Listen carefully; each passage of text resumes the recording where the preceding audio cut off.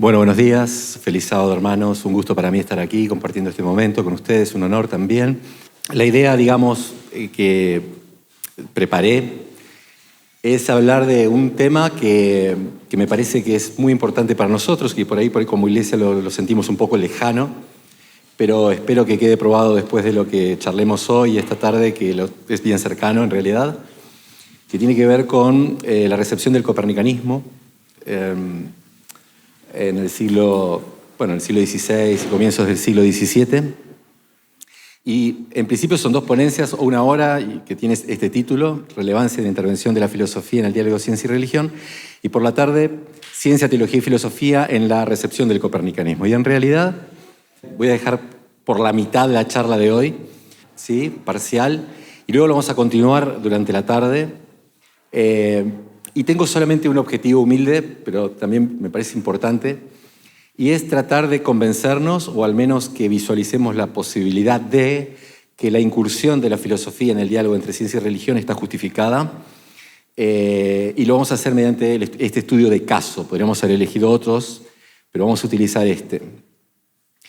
Vamos a evaluar la propuesta hermenéutica desarrollada por Rheticus, que es famoso por ser el único discípulo de Copérnico y quien facilitó la posibilidad de que de Revolutionibus finalmente de una vez por todas viera la luz en 1543. Y esto en un libro que ahora les voy a dar algunos detalles, es un libro poco conocido, escasamente conocido, aunque Rheticus es muy famoso por otras razones, ahora voy a comentar todo esto. Y luego, y esto lo voy a hacer por la tarde, nos vamos a meter con algunas cosas que escribió Galileo Galilei al respecto, en unas cartas y en unas notas que él hizo antes del primer juicio, entre 1613 y 1616. Y algo que va a unir, además de la perspectiva que la de Galilei es parecida a la de Rheticus, respecto de la relación entre ciencia y religión, me pareció divertido mostrar cómo ambos atacan el texto, cómo ambos se aproximan al texto de Josué, el capítulo 10, versículos 12, 13 y 14, y van a ver cómo ambos atacan la lectura literal del texto de diferente modo, y creo que va a resultar iluminador. Bueno, la recepción del copernicanismo se vio dificultada por básicamente tres cuestiones, porque parecía atacar tres ámbitos distintos. En el ámbito filosófico, por ejemplo, atacando algunos puntos centrales del aristotelismo respecto de la posición de la Tierra en el mundo, en el universo, y además por poner a la Tierra en movimiento. No solamente con un solo movimiento, que es lo que corresponde a cualquier cuerpo, según Aristóteles, sino con tres movimientos.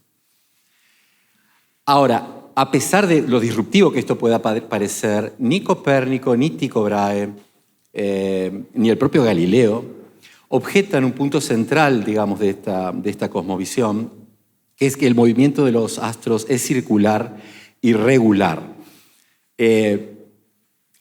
Se necesitó llegar recién al genio de Kepler para atacar esta idea con éxito.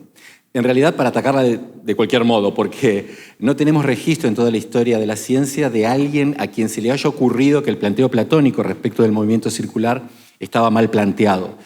Estamos hablando de casi 2000 años de la que esta idea persistió. Por eso se suele decir que el Commentariolus y la revolución de las orbes celestes de Copérnico no son obras revolucionarias, sino que son obras que desatan una revolución.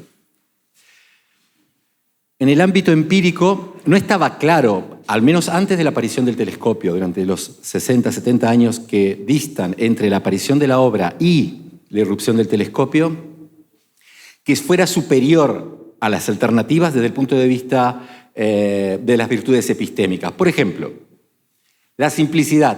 Siempre se suele decir, el sistema de Copérnico es más simple que el tolemaico. No está tan claro que sea así, pues también él echa mano de multitud de epiciclos, de decenas de epiciclos, para dar cuenta de las trayectorias aparentes. Respecto a la adecuación empírica, son totalmente equivalentes. O sea, cualquier predicción que uno pudiera hacer con el sistema de Copérnico es empardada, es igualada con la misma precisión, tanto por los sistemas de Tycho, como por el sistema de Tycho, como por el tolemaico. La única virtud que un copernicano podría esgrimir para decir prefieran esta teoría respecto de las rivales es la capacidad unificadora. O sea, la teoría copernicana, con una sola teoría, daba cuenta de la trayectoria aparente de todos los astros.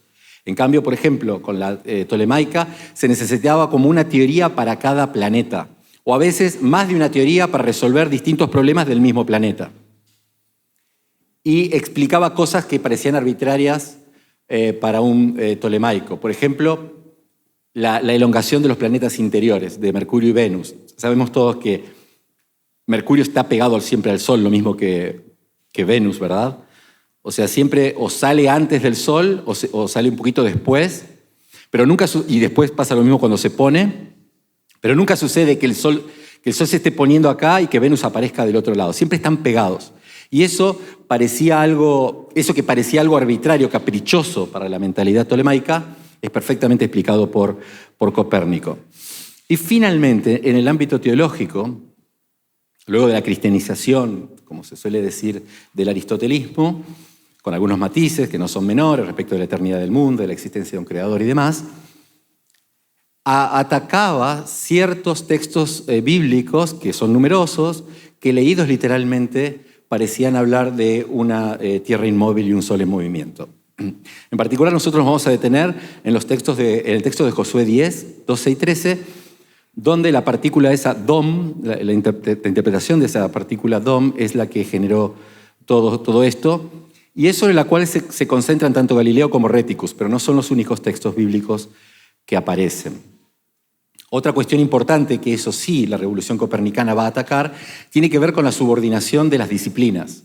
O sea, antes de Copérnico en general, las convicciones teológicas actuaban como zaranda, como tamiz, para ver cuáles son las teorías que eran digeribles y cuáles no. Era un criterio. Y acá vamos a ver, con Reticus no tanto, pero esta tarde vamos a ver con Galileo cómo él propone que sea exactamente al revés. Que sean nuestros conocimientos científicos los que juzguen las exégesis disponibles respecto de ciertos textos bíblicos. ¿Sí? Si esto se suma a la intolerancia de la época para con estas ideas, y también para con los defensores de estas ideas, se entiende perfectamente por qué Copérnico estaba remiso a publicar. Para 1530 estamos seguros, y quizá bastante antes también, pero 1530 estamos seguros que tenía el libro terminado y no quería publicar, no se animaba a publicar. Ahora, algo importante también es que las ideas de Copérnico en realidad no eran ningún secreto para 1543. Él había escrito un pequeño librito, el Commentariolus, en la década de 1510, donde ella expresaba sus ideas. Y sin embargo, a pesar de la aparición del Commentariolus, a pesar luego de la aparición del texto más, por supuesto, mucho más completo y, la obra cumbre de Copérnico en 1543, no hay registro de que desde esa época hasta 1616, o sea, hasta que Galileo se metiera en toda esta discusión, de que el copernicanismo o los copernicanos fueran perseguidos. Después sí, después de 1616 sí, pero antes no. ¿Por qué? Bueno, les voy a contar por qué. La razón tiene todo que ver con la filosofía, ¿sí? Hay que remitirse hacia finales de la década de 1530. Hacia 1530, un matemático, Reticus, matemático brillante, que no es ejemplo de vida de nadie, digamos, o sea, vivía una vida licenciosa, fue acusado de serios crímenes y demás, pero bueno, eso es irrelevante respecto de sus ideas. Reticus estaba apadrinado por uno de los pilares de la Reforma Protestante, en este caso Melanchthon, que saben ustedes que era mucho más activo desde el punto de vista académico que Lutero, y desde el punto de vista, yo diría, político institucional también. ¿Sí? Arena en la cual Lutero no se metía tanto, pero Melanchthon sí. Y él estaba muy interesado en la fundación de universidades, en capacitación de los propios profesionales y demás. Él ve en Reticus una beta, lo ve muy capaz, y le sugiere que se tome un par de años y que vaya estudiando matemáticas y astronomía, que era la especialidad de Reticus, de paso famoso por haber hecho muchos aportes a la trigonometría que nosotros usamos desde la escuela secundaria y demás, para que vaya visitando a grandes profesores de la región y, mejorando su astronomía y demás. Por una vuelta, que no tiene sentido por ahí detenernos mucho aquí, termina en la casa de Copérnico. Y lo que en principio iba a ser una estadía de unas semanas, se convirtió en una estadía de casi 2 años, viviendo con Copérnico. Y él se convierte de entrada al copernicanismo. Fervientemente, él se convierte a las ideas de Copérnico, que fue el único discípulo oficial al final del día que tuvo Copérnico, el único alumno que tuvo Copérnico. Y entonces él lo que le dice a Copérnico es, primero publicá, y Copérnico otra vez, no quería saber nada al respecto. Entonces lo que sugiere Reticus es, vamos a hacer lo siguiente, yo voy a escribir un compendio de tus ideas para el público que tenga sea al menos un poco versado en astronomía. Y vamos a ver qué pasa, ¿sí? Y Copérnico dijo, bueno, hagámoslo. Reticus se pone a escribir y siempre con la supervisión de Copérnico, él publica, como pueden imaginar, primero de manera anónima, en 1539, este librito que se llama Narratio Prima, el primer discurso, la primera narración, porque la idea era seguir con las narraciones. De modo de que se pudiera medir cuál iba a ser la reacción, ¿sí?, de los astrónomos de la época y la región a estas ideas. Bueno, no pasó nada, nadie fue quemado, nadie fue llamado a testificar y demás. Y esto fue en una importante medida, o sea, el fruto de la producción de este texto, lo que motivó a que Copérnico finalmente se decidiera a publicar el texto. Cuando Reticus se va de la casa de Copérnico, se lleva el texto original a Nuremberg para que sea publicado. Y él iba a ser, así como Copérnico había revisado, el texto de Reticus, Reticus iba a supervisar que todo estuviera bien en la impresión, siguiendo los intereses de Copérnico, que ya era bastante anciano y estaba bastante enfermo. Esta publicación cayó en manos de Petreius, pero sucedió que unos meses antes de que saliera el libro, lo llamaron a trabajar a Leipzig, a Reticus, y no pudo terminar la supervisión de la versión final del libro, que sale en 1543. Y hay algo ahí, que hubo un gran problema ahí, y ahora les voy a contar de qué va eso. Este sujeto, Gysi, que era amigo personal de Copérnico, de hecho Copérnico lo menciona en su prólogo con dedicatoria al Papa. Pensé que había tocado algo, pero no estoy tocando nada. Hay una carta que se conserva de este sujeto, Gysi, a Reticus, que claramente es una respuesta a una carta que Reticus le mandó a él, de la cual no se conserva, donde él se manifiesta muy enojado y no lo disimula. Y se enoja básicamente por 2 cosas. Primero, porque Copérnico no lo menciona en sus agradecimientos a Reticus en el prólogo del libro. Sí lo menciona a Gysi, sí lo menciona a él, pero no a Reticus. Pero parece indignado porque al comienzo del libro se incluyó una página con este título, al lector de las hipótesis de esta obra. ¿Sí? Como una carta al lector. Y en esa carta al lector aparece una idea a la cual no suscribía ni Copérnico, ni Gysi, ni Reticus. Voy a leer una parte de esa. Dice así, miren. Puesto que se ha extendido el ruido sobre la novedad de las hipótesis de esta obra, que pone la Tierra como móvil y por el contrario al Sol como inmóvil en el centro del universo, no dudo de que ciertos sabios se hayan indignado mucho y piensen que no debe trastornarse las disciplinas liberales bien establecidas desde hace largo tiempo. Sin embargo, si quisieran observar las cosas de cerca, encontrarían que el autor de esta obra nada ha hecho que merezca reprobación. Efectivamente, lo propio de un astrónomo es recoger, mediante una observación diligente y hábil, la historia de los movimientos celestes.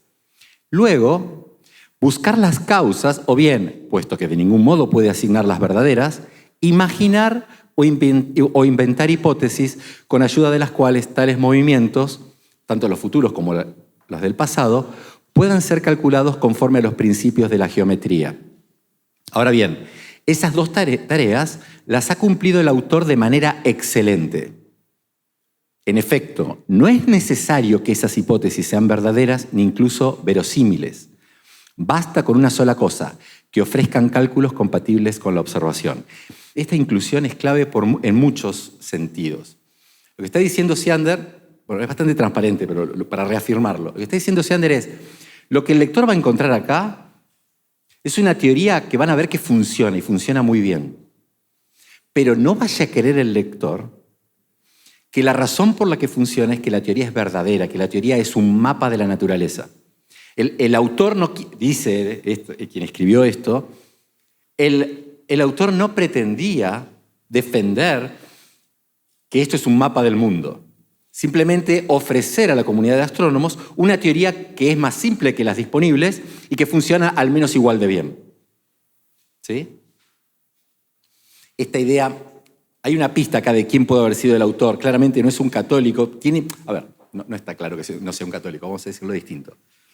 Tiene olorcito a protestante. Siempre piensen también que estamos en épocas pre-trentinas, o sea que la relación entre católicos y protestantes era una tensa calma, diálogo, en fin, respeto, uno quería convencer al otro, pero siempre en términos moderados. Y es esto de que los seres humanos no pueden alcanzar verdades definitivas, que es una idea bastante extendida en los primeros luteranos, ¿sí? Bien.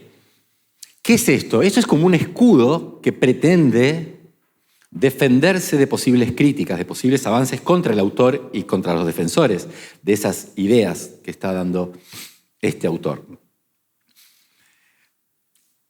Giese le escribe a Reticus diciendo, mirá que alguno va a pensar que el autor de esto es Copérnico, o alguno va a pensar que vos como editor fuiste vos el que incluiste esta página.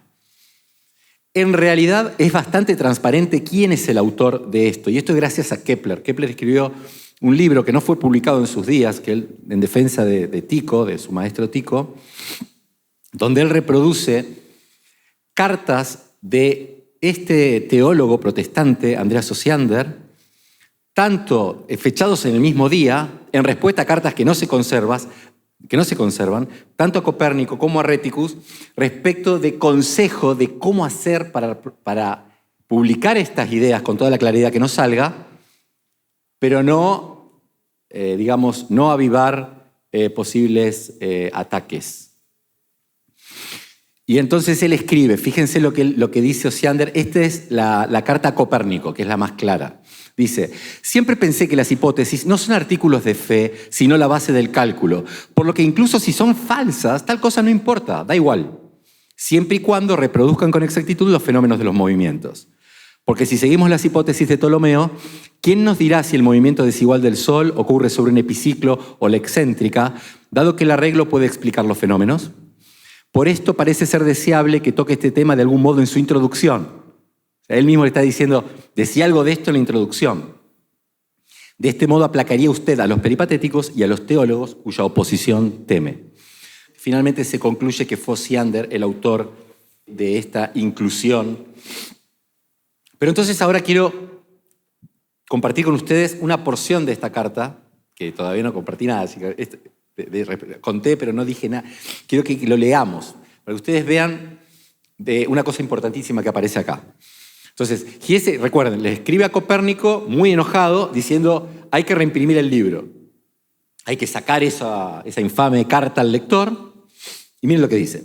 Si las primeras páginas fueran reimpresas, parece que usted podría escribir un breve prefacio. Usted, Reticus, ¿verdad? Incluso me gustaría que se incluyera en la vida del autor que usted escribiera tan elegantemente y que yo leyera hace algún tiempo. Yo no podría sumar cosa alguna a la historia, con excepción de lo que respecto del final de su vida, el cual llegó el 24 de mayo a causa de una hemorragia seguida por una parálisis del lado derecho. Desde hacía ya varios días, su memoria y vigor mental se habían ido y no vio su obra completa con excepción del día en el que murió, justo al momento de su deceso.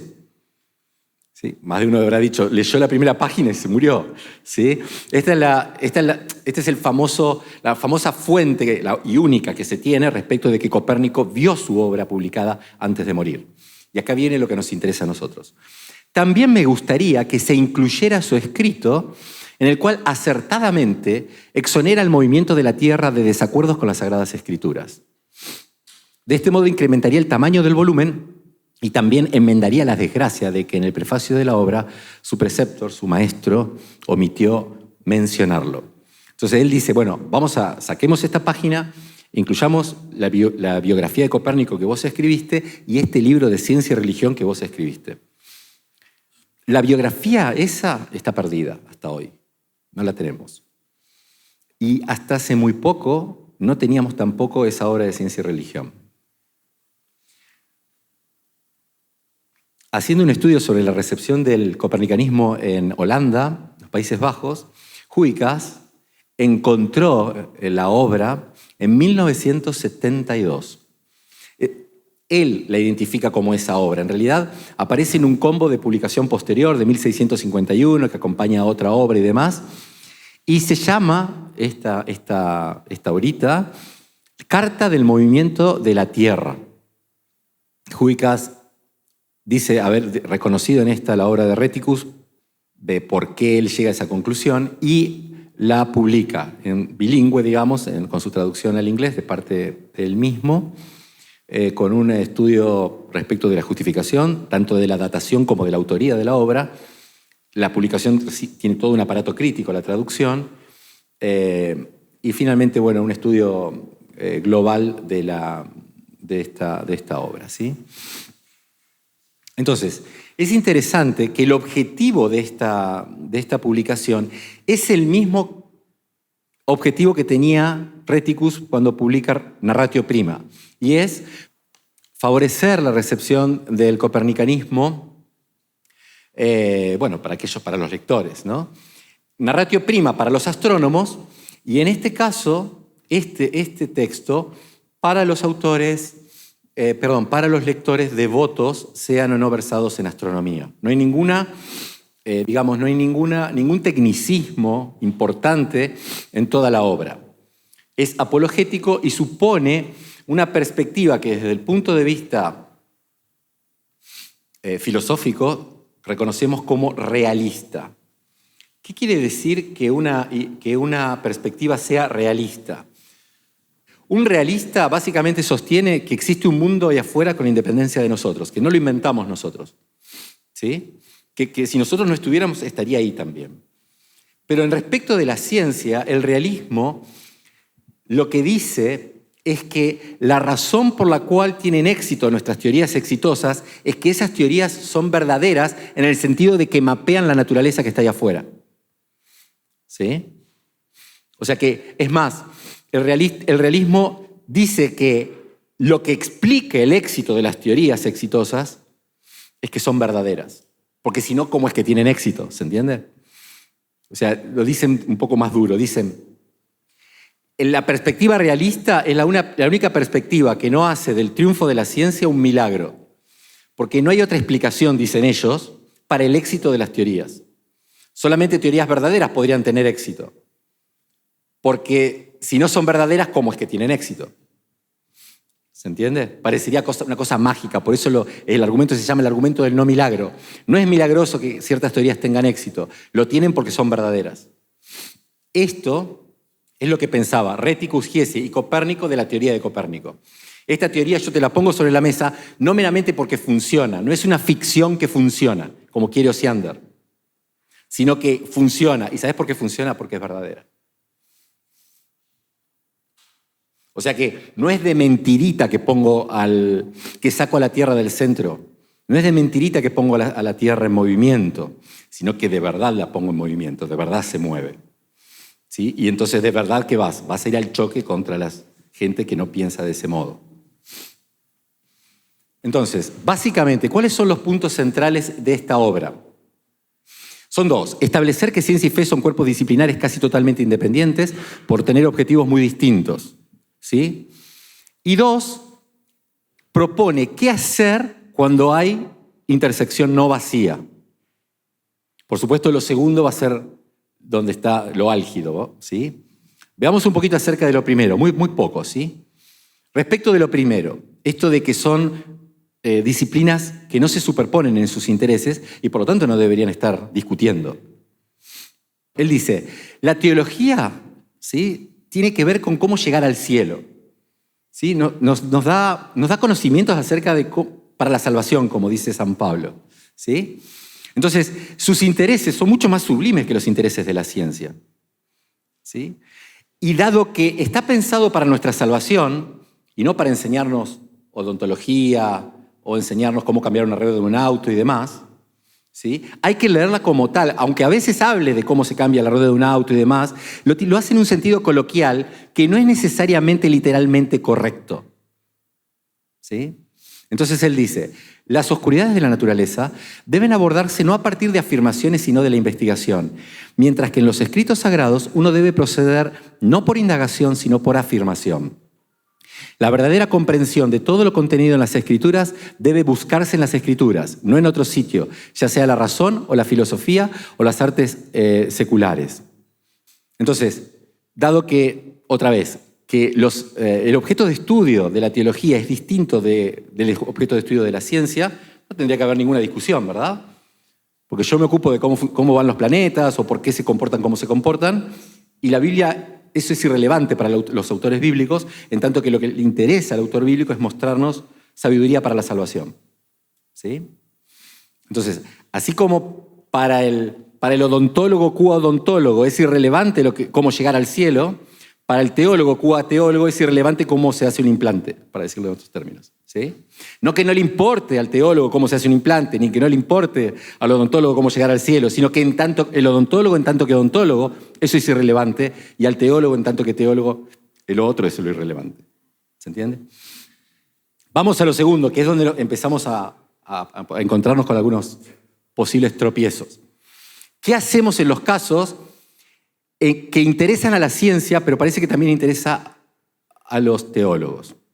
Acá hay dos posibles situaciones. Conocimientos de la naturaleza que la ciencia no puede alcanzar, o sea, tiene que ver con la naturaleza, pero la ciencia no puede alcanzarlo, y de los cuales la Biblia sí habla. ¿Qué hacemos con eso? Y lo segundo, y acá es donde está el punto más importante para nosotros, cuestiones que la ciencia sí puede conocer y sobre las cuales las Escrituras también hablan. Hablemos de lo primero. ¿Qué pasa cuando la ciencia no puede alcanzar ciertas cosas de la naturaleza y la Biblia habla de esas cosas? Dice Reticus, eso hay que creerle a la Biblia. Por ejemplo, respecto de la eternidad del mundo.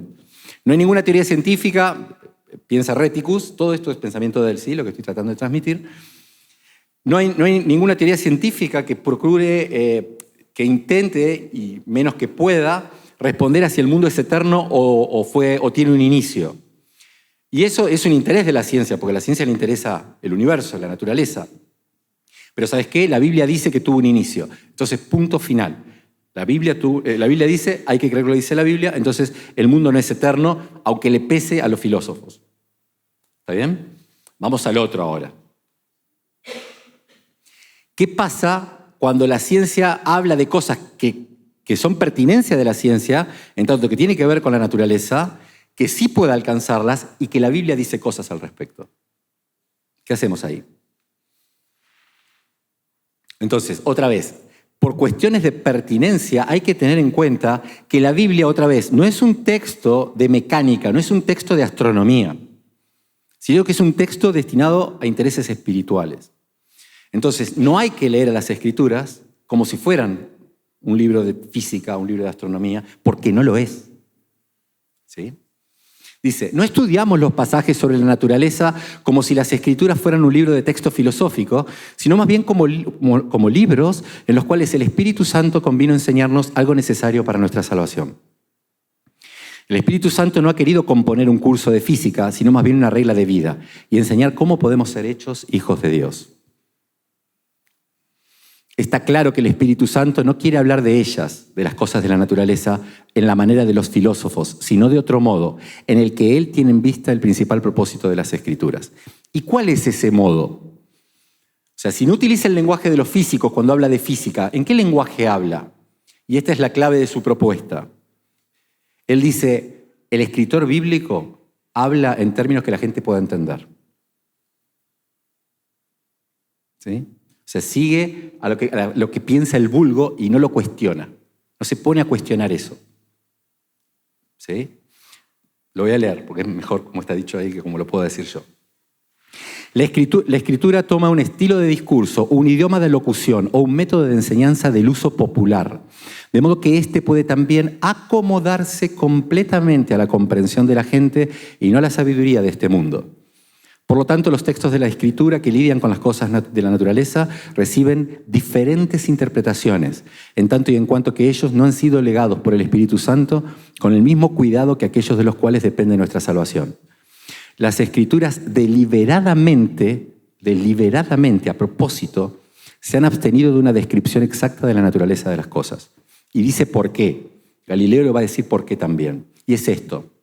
Supónganse que los escritores bíblicos se hubieran puesto a decir que la tierra se mueve, en fin, un montón de cosas que desde la perspectiva moderna uno asentiría. Mirá, está en la Biblia, lo dice, ¿se entiende? Los receptores de esas ideas en ese momento, para el cual fue escrita originalmente, aunque todos sabemos que también fue escrita para nosotros, ¿sí? Hubieran dicho, pará un poquito, me estás acá discutiendo todas las apariencias, porque aparentemente es el sol el que se mueve, es todo lo que se mueve y no nosotros, ¿sí? Y eso podría haber conflictuado con el objetivo central de las Escrituras, que es hacernos sabios para la salvación. ¿Se entiende la idea? Entonces, ¿qué hacen los escritores bíblicos? No discuten eso, lo dan como que está todo bien con eso para concentrarse en el punto, que son objetivos espirituales, objetivos salvíficos, ¿sí? Y de adoración también. Bien. Entonces, el conocimiento de la naturaleza, dice Reticus, no se alcanza a través de la Biblia, sino a través de la ciencia o la filosofía natural, como decían ellos. Del mismo modo que cómo llegar al cielo no lo conocemos estudiando física, sino respecto de la Biblia. Bueno, resumen de la posición. El supuesto realista, esto de que la ciencia descubre verdades, o al menos nos acerca al conocimiento respecto de qué hay y de cómo funciona la naturaleza. Segundo, Dios legó los textos sagrados por razones salvíficas, no para describir qué hay en el mundo y o cómo funciona, que es pertinencia de la ciencia. Tercero, que es lo polémico, la perspectiva acomodacionista. Cuando hablan de la naturaleza, los escritores bíblicos utilizan el lenguaje y las creencias de su época respecto de su marcha y sus fenómenos. Y por lo anterior, por el punto 3, los textos bíblicos que hablan de la naturaleza no deberían necesariamente ser entendidos literalmente, sino que admiten otras interpretaciones. Galileo, como vamos a ver esta tarde, va a ir un poco más allá, va a ir más lejos. Bueno, voy a resolver esto. Vamos aquí. Vamos entonces, para ir terminando esta parte, les propongo que veamos cuál es qué es lo que tiene que decir Reticus respecto del pasaje de Josué 10. ¿Sí? Leamos el texto. Ese día en que el Señor entregó a los amorreos en mano de los israelitas, Josué le dijo al Señor en presencia de todo el pueblo: Sol, detente en Gabaón. Luna, párate sobre Ayalón. El sol se detuvo y la luna se paró, hasta que Israel se vengó de sus adversarios. Esto está escrito en el libro de Jasar. Y en efecto, el sol se detuvo en el medio del cielo y no se movió de allí por casi un día entero. ¿Sí? Voy a decir algo que un poquito es spoilear lo de esta tarde, pero por ahí esto puede servir también para un gancho para que puedan venir a que pensemos juntos en esto. La razón por la que tanto luteranos como protestantes ven al copernicanismo con desconfianza es porque la Biblia dice, o sea, porque el texto bíblico, no la tradición, sino porque la Biblia dice que el sol se detuvo, entonces estaba en movimiento y la tierra está inmóvil. Y esto con un montón de textos bíblicos, ¿sí? No Tomás de Aquino, no. A Agustín sí, porque sí que lo citan, pero quiero decir, la razón es bíblica. La Biblia dice esto, mirá, está escrito acá, por lo tanto no puedo aceptar lo que vos decís, los copernicanos, ¿sí? De todos modos, hay una diferencia entre la reacción que tienen protestantes y católicos, después lo voy a comentar si tenemos tiempo. ¿Qué es lo que dice Reticus? Lo que dice Reticus es que si vas a tomar el texto literalmente, vas a llegar a conclusiones que un literalista mismo no está dispuesto a aceptar. O sea, te lleva a cosas que no estás dispuesto a aceptar. ¿Por qué?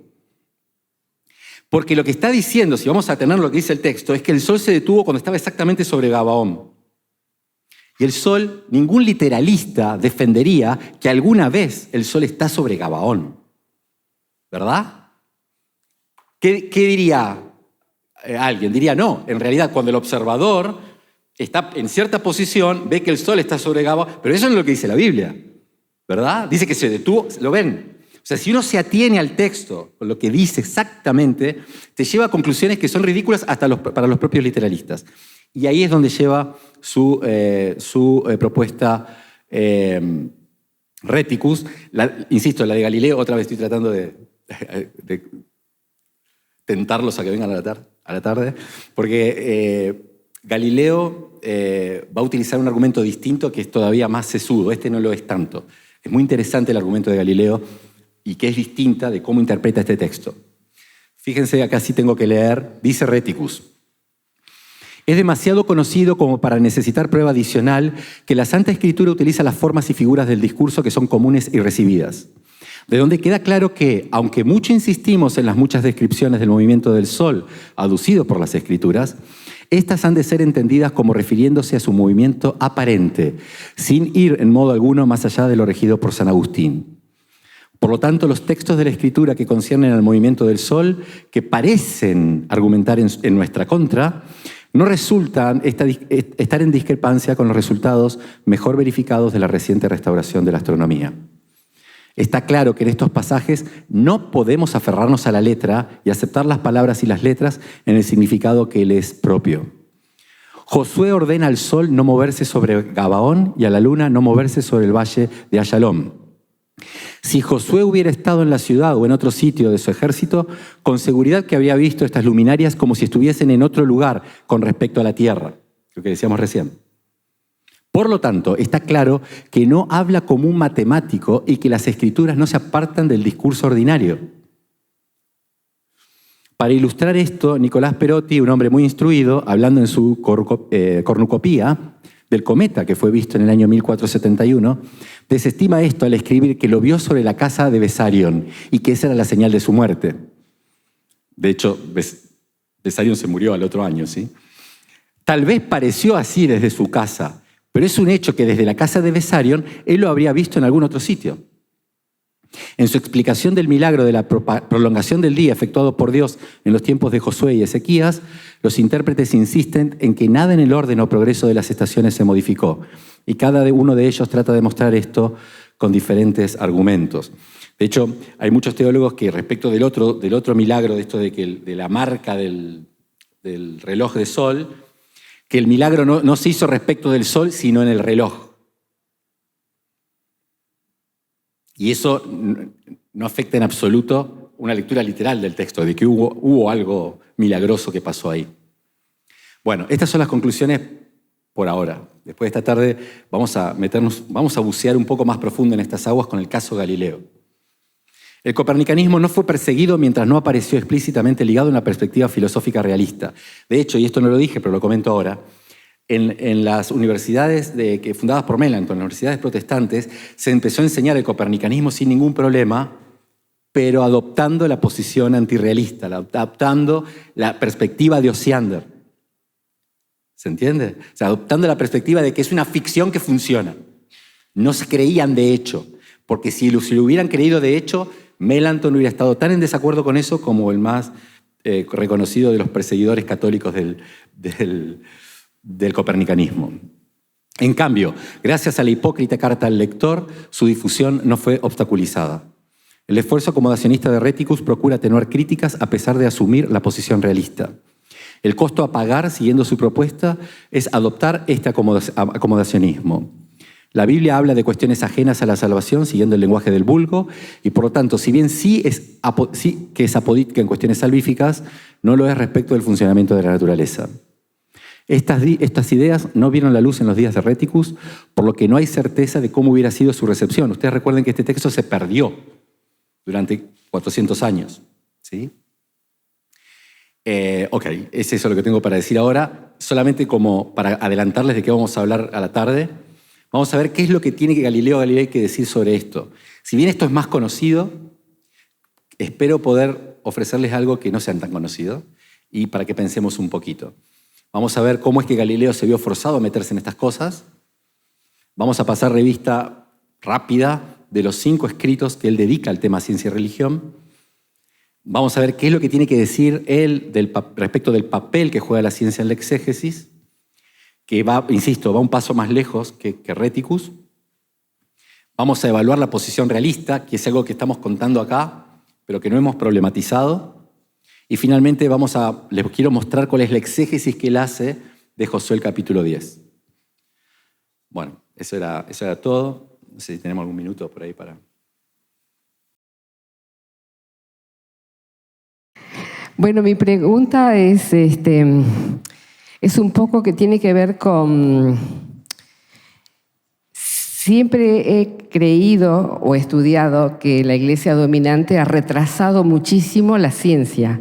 O sea, que la ciencia florezca. La ciencia creo que siguió, pero también más soterrada, digamos así, ¿no? No se publicaba por temor, etc. ¿Se puede evaluar el coste de este retraso?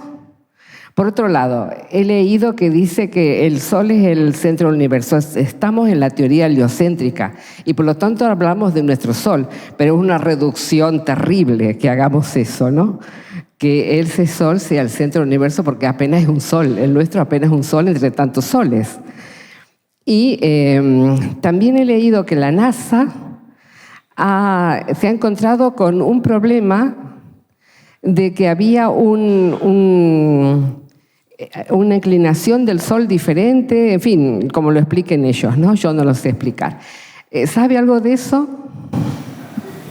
Bueno, conté 3 cosas. Sobre lo tercero, no tengo ni idea, no sé.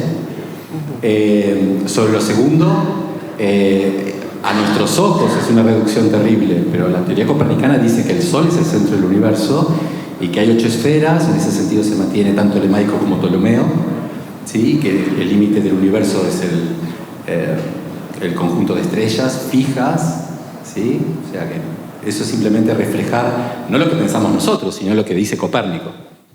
Y sobre lo primero, eso es bien cierto. Yo diría que en realidad lo que produce en nuestros juzgado a nuestros ojos, mirando hacia atrás, lo que produce especialmente el rechazo es la adición al aristotelismo. Y eso se ve en química, se ve en biología y se ve en astronomía también. Por ejemplo, la idea esta de Platón, que Aristóteles pretende dar una respuesta, de que los astrónomos tienen que concentrarse en responder la siguiente pregunta. La pregunta es, ¿qué combinación de movimientos circulares regulares, por regulares quiero decir sin aceleraciones, hay que esgrimir para dar cuenta de la apariencia de las apariencias, para dar cuenta del movimiento aparente de los astros? Insisto, esto lo plantea Platón. Aristóteles da una respuesta y en realidad toda la historia de la astronomía, hasta Kepler, y esto incluye a Copérnico, se restringió en discutir cómo se responde la pregunta, pero nadie hasta Kepler, insisto, hasta donde sepamos, nadie en la historia del pensamiento, y estamos hablando de 2100 años, a nadie se le ocurrió que la pregunta estaba mal planteada. Lo cual nos enseña que el modo en que uno plantea las preguntas en ciencia sesgan la investigación. ¿Cuánto más será si Kuhn tiene razón cuando dice que los paradigmas nos dan las preguntas que hay que responder y también las respuestas? Por un lado, los autores, o los escritores, mejor dicho, porque el autor es el Espíritu Santo, los escritores de los libros bíblicos, en su gran mayoría no eran filósofos, por lo tanto ni científicos, salvo Pablo, que en algún momento toma incluso una frase de algún presocrático y la traslada a algo divino. no había forma de que, por su formación precisamente, nos den más ideas y más detalles. Pero, por ejemplo, cuando creo que es el libro de Job que aparece que la tierra está colgando en el vacío, eso nos hubiese ahorrado lo de las columnas y los elefantes y demás, y los terraplanistas, ¿verdad? En parte, porque también están esos textos bíblicos que dice que la tierra está inmóvil y que el sol se mueve. Entonces, así como uno puede tener textos que a la luz actual parece que dan en el blanco, leídos literalmente, hay otros textos que leídos literalmente, y a eso va Reticus, te llevan a posiciones que hoy no defendemos. Y respecto del comentario primero que hiciste respecto de los escritores bíblicos que no tenían esa formación, no yo cuento lo que dice Reticus. Reticus dice que ellos sabían perfectamente de astronomía, que como que Dios les había revelado todo, pero a propósito, deliberadamente, evitaron decirlo. Por ejemplo, la Biblia no habla de Saturno, no habla de Júpiter. Y si bien, qué sé yo, la astronomía babilónica, la astronomía egipcia, la astronomía, por supuesto, luego griega, obviamente son astros que son visibles a simple vista. Entonces lo que ellos hacen es, a propósito, no meterse a hablar de eso, porque otra vez, dice Reticus, si yo me pongo a hablar de eso, es como que pongo una barrera, obstaculizo que el mensaje llegue a los que están leyendo eso en ese momento. Entonces es como que se adecuan, dice Reticus, a lo que la gente que va a leer esos textos inicialmente suponían, sin atacarlo. No quiere decir por eso que uno deba defenderlos. No es que uno deba, justamente la idea de Reticus, no es que uno deba contentarse con esa forma de pensar. Simplemente la Biblia no quiere hablar de eso. La Biblia quiere hacerte sabio para la salvación. Esa es la respuesta de Reticus. Claro. Ahora tenemos ya más conocimiento de astronomía y sabemos muchas cosas que a posteriori se han demostrado, pero quizás para los que no nos dedicamos de modo habitual a la astronomía, sería interesante una pincelada de qué conocimiento o qué idea se tenía antes de estos herejes supuestos, qué conocimiento se tenía de los astros y de la Tierra, qué se pensaba. ¿Se pensaba que el Sol era el que giraba? No sé, sería interesante tener dos ideas. Ok, tenemos tablillas astronómicas babilónicas de al menos el siglo VIII a.C. que siguen a todos los planetas, que van siguiendo el recorrido de todos los planetas. Y hay algunos intentos de explicar algunos de esos movimientos. Cuando digo que el movimiento de los planetas me refiero respecto del mapa de estrellas fijas. Básicamente, antes del telescopio, y vamos a decir, antes de Copérnico, antes de las herejías copernicanas, la idea es más o menos esta. O sea, sería largo, pero digo, para no dejar sin respuesta, trato en 2 minutos de dar una respuesta. Primero, que las estrellas fijas giran de este a oeste una vez alrededor de la Tierra cada 24 horas, que todos los planetas acompañan en ese movimiento de 24 horas, pero además tiene un movimiento propio que va de oeste a este respecto de las estrellas fijas. Al menos la mayor parte del tiempo, la mayor parte de los planetas. Como van, por ejemplo, el Sol. Ese recorrido, si le damos una tiza al Sol, un marcador que vaya marcando blanco, sobre el universo, ¿sí? Que vaya marcando su recorrido, eso se llama eclíptica. Y los planetas van más o menos, están a pocos grados más o menos respecto de la eclíptica, que es el movimiento del Sol.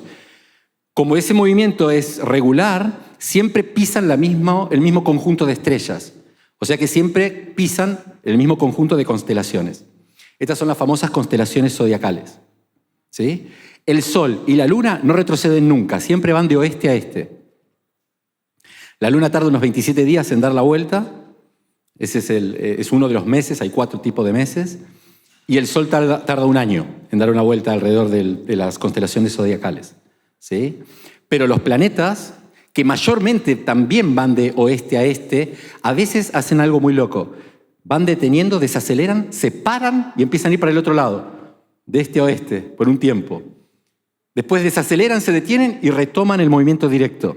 Eso se llama movimiento de retrogradación, ¿sí? La astronomía tolemaica, merced a unas cuestiones matemáticas, geométricas en realidad interesantes, que no tenemos tiempo aquí, pero por ahí a la tarde, si hay interés, lo charlamos, habían conseguido dar cuenta con combinaciones de círculos perfecto, sin regularidades, círculos regulares, sin ningún tipo de aceleración de todas las trayectorias aparentes de los planetas.